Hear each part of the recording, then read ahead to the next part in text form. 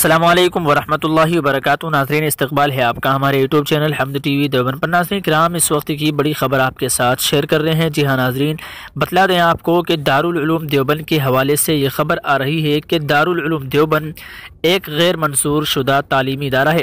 اس سلسلے میں نامہ نگار سے گفتگو کے دوران دارالعلوم دیوبند کے محتمم مولانا مفتی ابوالقاسم نعمانی نے وضاحت کرتے ہوئے کہا کہ یہ صحیح ہے، ہمارا مدرسہ کسی بورڈ سے ملحق نہیں ہے، لیکن یہ ایک آزاد قانونی تعلیمی ادارہ ہے جو دستور کی دفعہ 25 کے تحت مذہبی تعلیم دیتا ہے۔ انہوں نے کہا کہ دارالعلوم دیوبند اگرچہ کسی بورڈ سے ملحق نہیں ہے، لیکن وہ سوسائٹی ایکٹ کے تحت رجسٹرڈ تعلیمی ادارہ ہے جو کسی بھی طرح کی سرکاری امداد نہیں لیتا ہے۔ بتلا دیں آپ کو کہ مفتی ابوالقاسم نعمانی نے بتایا کہ دارالعلوم دیوبند کی شورا سوسائٹی ایکٹ کے تحت رجسٹرڈ ہے اور اسی کے تحت دارالعلوم دیوبند چلتا ہے جو دستور ہند کے مطابق دی گئی مذہبی آزادی کے تحت دینی تعلیم دیتا ہے۔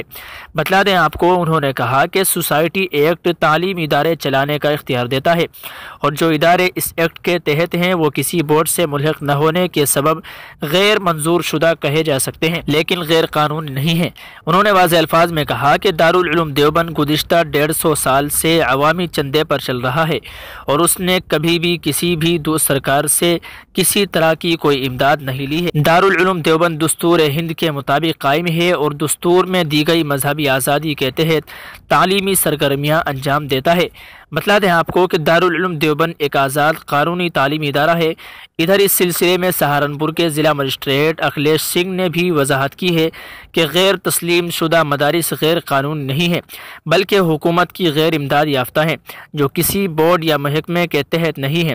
واضح رہے کہ یو پی میں مدارس کا سروے مکمل ہو گیا ہے اور رپورٹ میں دعویٰ کیا گیا ہے کہ صوبے میں 7500 مدارس، جبکہ ضلع سہارنپور میں دارالعلوم دیوبند اور مظاہر علوم سہارنپور سمیت 306 مدارس غیر منظور شدہ بتائے گئے ہیں۔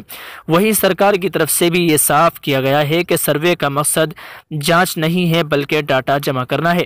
میرے حال ناظرین کرام، آپ کی اس خبر کے متعلق کیا رائے ہے کمنٹ کر کے ضرور بتلائیے گا۔ محتمم صاحب کے اس بیان کے متعلق بھی اپنی رائے ضرور بتائیے گا۔ السلام علیکم ورحمۃ اللہ وبرکاتہ۔